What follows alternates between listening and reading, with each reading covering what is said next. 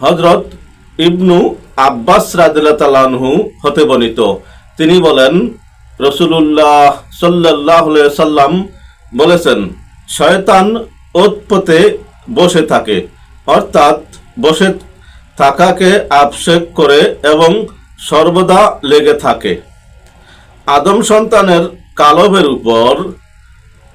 অতঃপর যখন সে আল্লাহ তাআলার জিকির করে, অর্থাৎ আদম সন্তান স্পীয় কালব দ্বারা আল্লাহর জিকির করে, অথবা তার কালব যখন আল্লাহর জিকির করে, শয়তান তখন পলায়ন করে, অর্থাৎ শয়তান সংকুচিত হয়ে তার থেকে দূরে সরে যায় এবং আত্মগোপন করে। ফলে তার ওয়াসওয়াসা দুর্বল হয়ে পড়ে এবং ক্ষতি করাটা কঠিন হয়ে যায়। আবার যখন ব্যক্তি অথবা তার কালব জিকির থেকে অমনোযোগী হয়, তখন শয়তান ওয়াসওয়াসা দিতে থাকে, অর্থাৎ শয়তান তার দিকে ঝুঁকে এবং ওয়াসওয়াসার প্রতি পরিপূর্ণতা ক্ষমতা লাভ করে।